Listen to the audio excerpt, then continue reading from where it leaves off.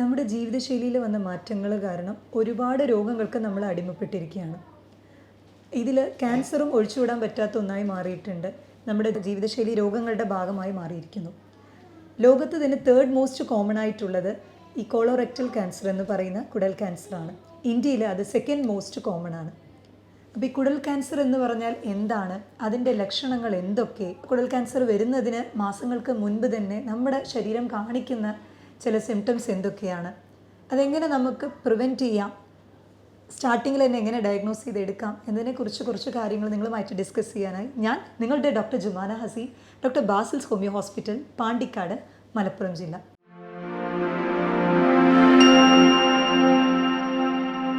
നമ്മുടെ ഡൈജസ്റ്റീവ് സിസ്റ്റത്തിലെ കുടൽ ഭാഗം, അതായത് കോളോൺ പാർട്ടിലെ ascending colon, transverse colon, descending colon, sigmoid colon, ഈ 4 ഭാഗങ്ങളിൽ ഏതെങ്കിലും ഒരു ഭാഗത്തിൽ വരുന്ന അർബുദത്തിനെയാണ് നമ്മൾ കോളോറെക്ടൽ ക്യാൻസർ അല്ലെങ്കിൽ കുടൽ ക്യാൻസർ എന്ന് പറയുന്നത്. ഇതിൽ ഹൈ റിസ്ക് ഫാക്ടേഴ്സ് ഉണ്ട്.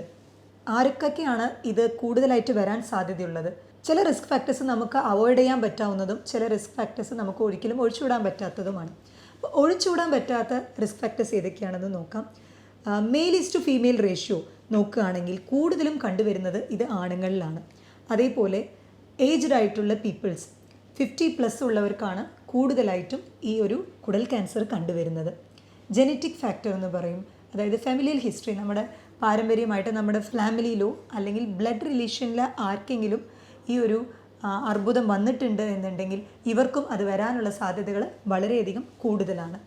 ഇനി നമുക്ക് ചേഞ്ച് ചെയ്യാൻ പറ്റാവുന്ന ചില റിസ്ക് ഫാക്ടേഴ്സ്, നമ്മളെ കൊണ്ട് മാറ്റാവുന്ന ചില റിസ്ക് ഫാക്ടേഴ്സ് നോക്കുകയാണെങ്കിൽ ഒബിസിറ്റി, പൊന്നത്തടി ഉള്ളവരിലും അതേപോലെ വയറ് കൂടുതൽ ചാടിയവരിലും ഈ ഒരു കോളോൺ ക്യാൻസർ കൂടുതലായിട്ട് കണ്ടുവരുന്നുണ്ട്. അത് തീർച്ചയായിട്ടും നമുക്ക് മാറ്റാൻ പറ്റാവുന്ന ഒരു റിസ്ക് ഫാക്ടറാണ്.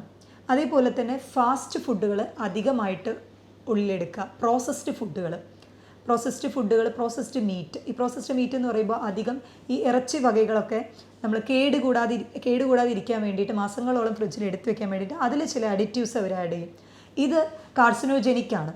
അതേപോലെ ഈ ഇപ്പോഴത്തെ പഠനങ്ങൾ പറയുന്നത് റെഡ് മീറ്റ് കൂടുതലായിട്ടും ഈ ഒരു ബീഫ്, മട്ടൺ, പോർക്ക് ഇതിൽ കൂടുതൽ എടുക്കുന്നവർ അതിൽ ഈ ഒരു കാർസിനോജനിക് അതിൻ്റെ അംശം വളരെ അധികം കണ്ടുവരുന്നുണ്ട്. അത് കുടൽ ക്യാൻസറിലോട്ട് നയിക്കാനുള്ള സാധ്യതയും വളരെ കൂടുതലാണ്. കുടൽ ക്യാൻസറിൻ്റെ ലക്ഷണങ്ങൾ എന്തൊക്കെയാണെന്ന് നോക്കാം. ഈ കുടൽ ക്യാൻസർ അതും അഫക്റ്റ് ആയവർക്ക് കൂടുതലായിട്ടും ഈ ഒരു മലബന്ധം, അതേപോലെ മലത്തിൽ വരുന്ന ആ ഒരു വ്യത്യാസം, എസ്പെഷ്യലി അവർക്ക് ഈ ഡയറിയും കോൺസ്റ്റിപ്പേഷനും മലബന്ധം ഉണ്ടാവും ഒരു ടൈം, പിന്നെ ഒരു ടൈം നോക്കുമ്പോൾ ഭയങ്കര ലൂസ് മോഷനായിരിക്കും. അപ്പോൾ ഇങ്ങനെ രണ്ടും ഓൾട്ടർനേറ്റ് ആയിട്ട് വരും. ഇത് IBS എന്ന് പറയുന്ന ഇറിറ്റബിൾ ബവൽ സിൻഡ്രോമിലും കണ്ടുവരുന്നുണ്ട്. എന്നാൽ ഈ പ്രശ്നം കോളോറെക്ടൽ ക്യാൻസറിലും കൂടുതലായിട്ടും കണ്ടുവരുന്നുണ്ട്.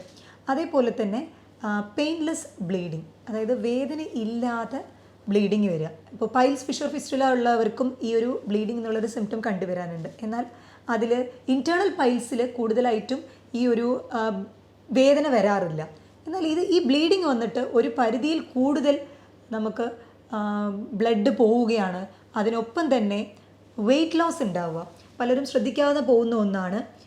കൂടുതൽ 50 കൂടിയവർ മാത്രമല്ല, ഇപ്പോൾ പഠനങ്ങൾ പറയുന്നത് ഒരു 25 to 40 ഈ ഒരു റേഞ്ചിലുള്ളവർക്കും കൂടുതൽ ഈ ഒരു ലൈഫ് സ്റ്റൈൽ ചേഞ്ചസ് കാരണം, നമ്മുടെ ജീവിതശൈലിയിൽ വന്ന മാറ്റങ്ങൾ കാരണം, ഫാസ്റ്റ് ഫുഡിൻ്റെ ഇൻടേക്ക്, അതേപോലെ പ്രോസസ്ഡ് ഭക്ഷണങ്ങളൊക്കെ കൂടിയത് കാരണം ഇവരിലും കൂടുതൽ ഈ ഒരു കുടൽ ക്യാൻസർ കണ്ടുവരുന്നുണ്ട്. മലത്തിൽ രക്തം കലർന്നു വരിക, ഇത് വേദന ഇല്ലാതെ വരിക, അതിൻ്റെ ഒപ്പം തന്നെ ഒരു മാസത്തിൽ തന്നെ 10-12 കിലോ വെയിറ്റ് കുറയുക, വെയിറ്റ് ലോസ് ആവുക. ഈ ബ്ലീഡിങ്ങിൻ്റെ ഒപ്പം തന്നെ അവരുടെ ഈ രക്തസ്രാവത്തിൻ്റെ ഒപ്പം തന്നെ ഈ HB ലെവല് നല്ലോണം കുറഞ്ഞു വരിക, അവരുടെ അനീമിക് കണ്ടീഷനിലോട്ട് പോവുക. ഇതെല്ലാം തന്നെ ക്യാൻസറിൻ്റെ ഒരു ഇനീഷ്യൽ സൈനാണെന്ന് നമുക്ക് പറയാം. പെയിൻലെസ് ബ്ലീഡിംഗ് ഉള്ളവർ, അതേപോലെ ഓൾട്ടർനേറ്റ് ആയിട്ട് നമുക്ക് ഈ മോഷൻ മലബന്ധം ഉള്ളവരും മലബന്ധം ഇടയ്ക്ക് മാറിയിട്ട് അത് ലൂസ് മോഷനായിട്ട് അങ്ങനെ മാറിയുള്ള ഒരു ബവൽ ഹാബിറ്റ്സ് അതുള്ളവർ തീർച്ചയായിട്ടും അവർ ആദ്യം തന്നെ ഒരു സ്ക്രീനിങ് ടെസ്റ്റ് ചെയ്യുന്നത് വളരെയധികം നല്ലതായിരിക്കും. സ്ക്രീനിങ് ടെസ്റ്റിനായിട്ട് നമ്മൾ ഫീക്കൽ ഒക്കൾട്ട് ബ്ലഡ് ടെസ്റ്റ് നമ്മൾ പറയാറുണ്ട്, ഫീക്കൽ ഒക്കൾട്ട് ടെസ്റ്റ്. അപ്പോൾ ഈ മലത്തിൽ രക്തമുണ്ടോ എന്നുള്ളത് ടെസ്റ്റ് ചെയ്ത് നമുക്ക് ആദ്യം സ്ക്രീൻ ചെയ്ത് അത് നോക്കാവുന്നതാണ്. നമ്മുടെ ജീവിതശൈലിയിൽ എന്തൊക്കെ മാറ്റങ്ങൾ വരുത്തിച്ചു കഴിഞ്ഞാൽ ഈ ഒരു കുടൽ ക്യാൻസറിൽ നിന്ന് നമുക്ക് രക്ഷപ്പെടാം എന്നുള്ളത് നോക്കാം. ആദ്യമായി തന്നെ വ്യായാമം വളരെയധികം ഇമ്പോർട്ടൻ്റ് ആണ്. എയറോബിക് ആയിട്ടുള്ള എക്സസൈസ്, കൂടുതൽ നമ്മുടെ ശരീരം വേർക്കുന്ന രീതിക്കുള്ള എക്സസൈസ് ദിവസവും 30 മിനിറ്റെങ്കിലും അത് ശീലമാക്കണം. അമിതവണ്ണം ഒബിസിറ്റി ഉള്ളവർ അവരുടെ വെയിറ്റ് അവരുടെ ഹൈറ്റിനൊത്തതാണോ എന്ന് പറഞ്ഞ് BMI നോക്കി വെയിറ്റ് പ്രോപ്പറായിട്ട് മെയിൻറ്റെയിൻ ചെയ്യാനായിട്ട് ശ്രദ്ധിക്കുക. കുടവയറുള്ളവർ അത് കുറയ്ക്കാനായിട്ട് ശ്രദ്ധിക്കുക. ധാരാളമായിട്ട് വെള്ളം കുടിക്കാനായിട്ട് ശ്രദ്ധിക്കുക. നാര് അടങ്ങിയിട്ടുള്ള ഭക്ഷണങ്ങൾ കൂടുതലായിട്ടും പഴങ്ങൾ, പച്ചക്കറികൾ ഭക്ഷണത്തിൽ ഉൾപ്പെടുത്താനായിട്ട് ശ്രദ്ധിക്കുക. ഈ പ്രോസസ്ഡ് ഫുഡുകൾ, അതേപോലെ ടിന്നഡ് ഫുഡുകൾ, അധികം പാക്ക് ചെയ്തിട്ടുള്ളത്, ഈ റെഡ് മീറ്റൊക്കെ പാക്ക് ചെയ്ത് പ്രോസസ്സായിട്ടുള്ള അതൊക്കെ പരമാവധി ഒഴിവാക്കാനായിട്ട് ശ്രമിക്കാം. റെഡ് മീറ്റിൻ്റെ ഉപയോഗം കുറയ്ക്കുക. പല പേഷ്യൻസിലും അല്ലെങ്കിൽ പല ആളുകൾക്കും വരുന്ന ഒരു സംശയമാണ്, വയറ്റിൽ മലം കെട്ടിക്കിടക്കുന്നത് ക്യാൻസറിന് കാരണമാവോ എന്ന് പറഞ്ഞിട്ട്. വയറ്റിൽ മലം കെട്ടിക്കിടക്കുന്നത് ഒരു പരിധി വരെ അത് ക്യാൻസറിന് കാരണമായേക്കാം. സ്ഥിരമായി മലബന്ധമുള്ളവർ അവരുടെ ആ ഒരു പ്രശ്നം സോൾവ് ചെയ്യാനായിട്ട് ശ്രദ്ധിക്കണം. അതിനായിട്ട് ഭക്ഷണത്തിലുള്ള ചില മാറ്റങ്ങൾ വരുത്തിക്കണം. ധാരാളം വെള്ളവും ഇൻക്ലൂഡ് ചെയ്യാനായിട്ട് ശ്രദ്ധിക്കണം. അതേപോലെ വയറിൽ ഗ്യാസ് കെട്ടിക്കിടക്കുന്നത്, ഈ ചിലർക്ക് ഭക്ഷണം കഴിച്ചു കഴിയുമ്പോൾ വയറ് വീർക്കുക, അങ്ങനത്തെ ചില ലക്ഷണങ്ങളുണ്ട്. ഇത് ക്യാൻസറിൻ്റെ സിംറ്റംസ് ആണോ എന്ന് പറഞ്ഞ് പലരും ചോദിക്കാറുണ്ട്. വയറിൽ ഗ്യാസ് കെട്ടിക്കിടക്കുന്നത് അല്ലെങ്കിൽ മലബന്ധം സ്ഥിരമായിട്ട് വരുന്നത്, ഇതെല്ലാം തന്നെ നമ്മൾ ഇറിറ്റബിൾ ബവൽ സിൻഡ്രോം എന്ന് പറഞ്ഞ IBSൻ്റെ ലക്ഷണമായിട്ടാണ് കൂടുതൽ അതിന് അസോസിയേറ്റഡ് ആയിട്ടുള്ളത്. അപ്പോൾ ഈ വയറിലെ ഗ്യാസ് കെട്ടിക്കിടക്കാനായിട്ടുള്ള പ്രധാന കാരണം എന്താണെന്ന് വെച്ചാൽ നമ്മുടെ ആമാശയത്തിലും അതേപോലെ നമ്മുടെ ഡൈജസ്റ്റീവ് സിസ്റ്റത്തിൽ മെയിനായിട്ട് കുടലിലൊക്കെ തന്നെ നല്ല ബാക്ടീരിയകളും അതേപോലെ ചീത്ത ബാക്ടീരിയകളും കൂടുതലായിട്ടുണ്ട്. അപ്പോൾ ഈ നല്ല ബാക്ടീരിയകൾ വളരുന്നത് ഓക്കെയാണ്, പക്ഷേ അതൊരു പരിധിക്ക് കഴിഞ്ഞ് അതിൻ്റെ ഗ്രോത്ത് അധികമാവുമ്പോൾ അത് തീർച്ചയായിട്ടും ഈ മലം കെട്ടിക്കിടക്കുന്നതിന്, അതേപോലെ കൂടുതൽ ചിലർക്ക് ഗ്യാസിൻ്റെ കംപ്ലയിൻറ്റ്സ് ഉണ്ടാവുക, കൂടുതലായിട്ട് വയറിൽ ഗ്യാസ് കെട്ടിക്കിടക്കുക, ഭക്ഷണം കുറച്ച് കഴിക്കുമ്പോഴേക്കും വയറ് ഫില്ലായ പോലുള്ള ഒരു സെൻസേഷൻ, ഇതൊക്കെ ഈ ഒരു അമിതമായിട്ടുള്ള ഈ ഒരു ബാക്ടീരിയകൾ കൂടുന്നത് കൊണ്ടാണ്. അതിന് പ്രധാന കാരണമായിട്ട് വരുന്നത്, പലരും ഈ അസിഡിറ്റിയാണ് പ്രശ്നം എന്ന് പറഞ്ഞിട്ട് അവർ രാവിലെ തന്നെ എന്തെങ്കിലും ഒരു ആൻറ്റാസിഡ് ടാബ്ലറ്റ്സ് അല്ലെങ്കിൽ അതുമായിട്ട് റിലേറ്റ് ചെയ്തിട്ടുള്ള എന്തെങ്കിലും അസിഡിറ്റി കുറയ്ക്കാനായിട്ടുള്ള ടാബ്ലറ്റ്സ് കഴിക്കും. പക്ഷെ നമ്മുടെ ബോഡിക്ക് പ്രധാനമായിട്ടും ആവശ്യമുള്ള നല്ല ബാക്ടീരിയാസ് ആ ഒരു അതേ ലെവലിൽ ആ ഒരു മെയിൻറ്റെയിൻ ചെയ്യാനായിട്ട് നമ്മുടെ ബോഡിയിൽ ആ ഒരു അസിഡിറ്റി, നമ്മുടെ ആമാശയത്തിലുള്ള ആസിഡ് കണ്ടൻറ്റ് വളരെയധികം ഇമ്പോർട്ടൻ്റ് ആണ്. അപ്പോൾ ഈ ആൻറ്റാസിഡ്സ് കഴിക്കുമ്പോൾ അതിൻ്റെ ആ ഒരു അസിഡിറ്റി ലെവൽ കുറയുകയും ഇത് ദഹനത്തെ പ്രതികൂലമായി ബാധിക്കുകയും ചെയ്യും. അതേപോലെ പലർക്കുള്ള ഒരു ശീലമാണ് നമ്മൾ ഭക്ഷണം കഴിക്കുന്നതിന് ഇടയ്ക്ക് വെള്ളം കുടിക്കുക എന്ന് പറയുന്നത്. എപ്പോഴും ഭക്ഷണം കഴിക്കുന്നതിന് അരമണിക്കൂർ മുന്നേ അതല്ലെങ്കിൽ അരമണിക്കൂറിന് ശേഷം വെള്ളം കുടിക്കുന്നതായിരിക്കും ഉചിതം. ഇതുപോലെ മലബന്ധം, അതേപോലെ വയറുവേദന, വയറിലെ ഗ്യാസ് കെട്ടിക്കിടക്കുക, ഇങ്ങനത്തെ പ്രശ്നമുള്ളവർ ഭക്ഷണത്തിന് ഇടയ്ക്ക് വെള്ളം കുടിക്കാതിരിക്കാൻ ശ്രദ്ധിക്കുക. കാരണം ഭക്ഷണത്തിന് ഇടയ്ക്കിടയ്ക്ക് വെള്ളം കുടിക്കുമ്പോൾ നമ്മുടെ ആ ഒരു ആമാശയത്തിൽ എപ്പോഴും ഹൈഡ്രോക്ലോറിക് ആസിഡ് എന്ന് പറയുന്ന ഒരു അമിലം നമുക്ക് സെക്രീറ്റ് ചെയ്യുന്നുണ്ട്. ഇത് ഡൈജഷന് വളരെയധികം പ്രധാനമായിട്ടുള്ള സഹായിക്കുന്ന ഒന്നാണ്. അപ്പോൾ വെള്ളം കുടിക്കുമ്പോൾ അത് ഡൈല്യൂട്ടായി പോകും. അത് തീർച്ചയായിട്ടും ഡൈജഷനും പ്രോപ്പർ ആവില്ല.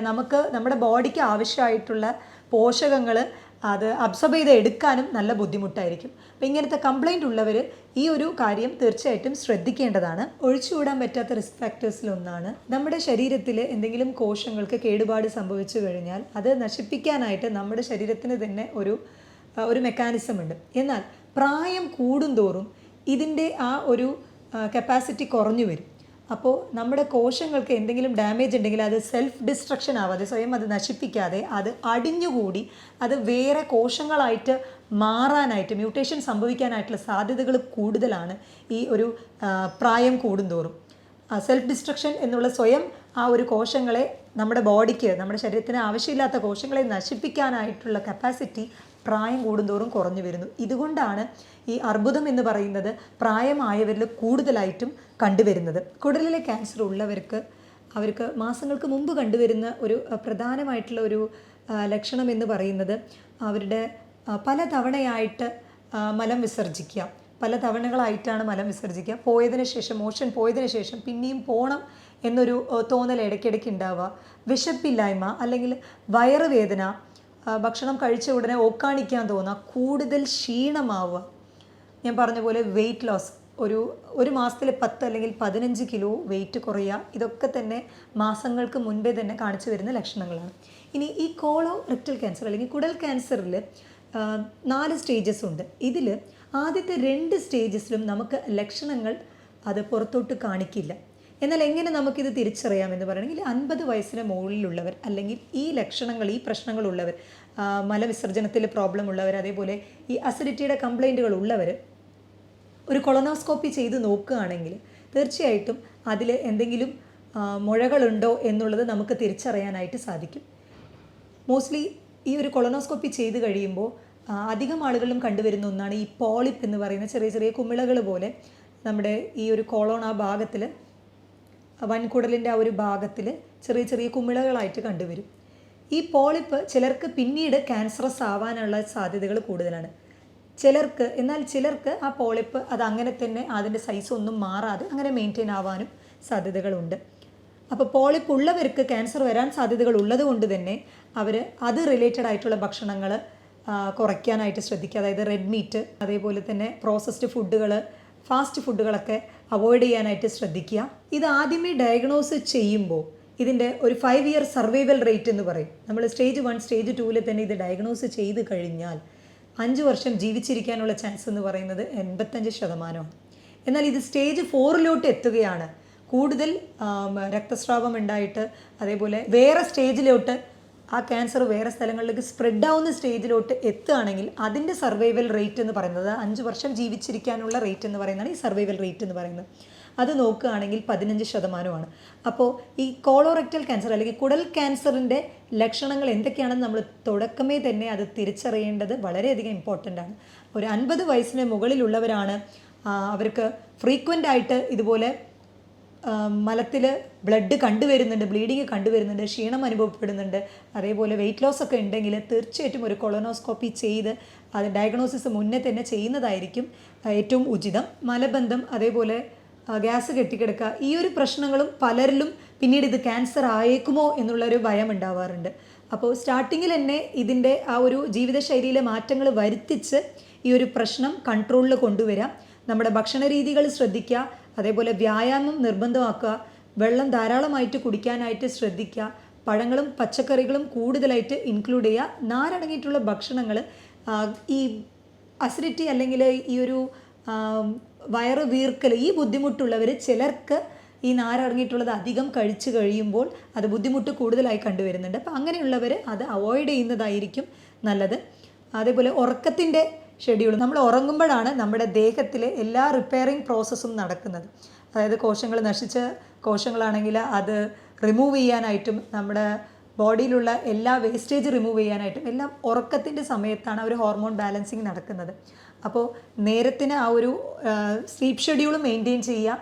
അതേപോലെ തന്നെ നമ്മുടെ ഭക്ഷണ രീതിയിൽ വരുന്ന മാറ്റം, എക്സസൈസും വളരെ അത്യന്താപേക്ഷിതമാണ്. കാർഡിയക് എക്സസൈസിനേക്കാളും കൂടുതൽ എയറോബിക് എക്സസൈസിൽ നിങ്ങൾ ഇൻവോൾവ് ആവാനായിട്ട് ശ്രദ്ധിക്കുക. ഒരു ആഴ്ചയിൽ അറ്റ്ലീസ്റ്റ് ഒരു 150 മിനിറ്റെങ്കിലും എക്സസൈസ് ചെയ്യണം. അത് വളരെയധികം നിർബന്ധമാണ്. ആൻഡ് പൈൽസ്, ഫിഷർ, ഫിസ്റ്റുല ഉള്ളവർ അത് ആ ഒരു സിംറ്റമായിട്ട് ചിലർക്ക് ബ്ലീഡിങ് കണ്ടുവരുമ്പോൾ തന്നെ ഇത് ക്യാൻസർ ആണോ എന്ന് പറഞ്ഞ് പേടിക്കാനുള്ള സാധ്യത കൂടുതലാണ്. അപ്പോൾ മുഴകളൊന്നും പുറത്തില്ലാതെ എന്നാൽ വേദനയൊന്നുമില്ല, ബ്ലീഡിങ് മരുന്നുകൾ കഴിച്ചിട്ടും നിൽക്കുന്നില്ല എന്നുണ്ടെങ്കിലാണ് അത് ക്യാൻസർ ആവാനുള്ള സാധ്യതകൾ കൂടുതലായിട്ട് വരുന്നത്. ഇന്ന് നമ്മുടെ ജീവിതശൈലി രോഗമായി പുതിയതായി മാറിയിരിക്കുന്ന ഈ ഒരു കുടൽ ക്യാൻസറിനെ നമ്മുടെ ജീവിതശൈലിയിലെ മാറ്റങ്ങൾ കൊണ്ട് തന്നെ നമുക്ക് ചെറുത്ത് നിർക്കാം. അതിൻ്റെ ഒപ്പം തന്നെ അതിൻ്റെ ലക്ഷണങ്ങൾ ആദ്യമേ കണ്ടറിഞ്ഞ് അതിനെ ചികിത്സ നേടുന്നത് വളരെയധികം പ്രധാനമായിട്ടുള്ള കാര്യമാണ്. അപ്പോൾ ഞാൻ പറയുന്ന ലക്ഷണങ്ങളുള്ളവർ, അതേപോലെ റിസ്ക് ഫാക്ടർ ഉള്ളവർ, അതൊരു ഇങ്ങനത്തെ ലക്ഷണങ്ങൾ, ബ്ലീഡിംഗ് ഒക്കെ ഒരുപാട് സിമ്പിളായിട്ട് വിചാരിക്കാതെ, കൂടുതൽ വഷളാവാതെ നിങ്ങളുടെ അടുത്തുള്ളൊരു ഡോക്ടറെ കാണിച്ച് അതിൻ്റെ ചികിത്സ നേടേണ്ടത് വളരെയധികം ഇമ്പോർട്ടൻ്റ് ആണ്. മറ്റൊരു ടോപ്പിക്കുമായിട്ട് വീണ്ടും കാണാം. താങ്ക്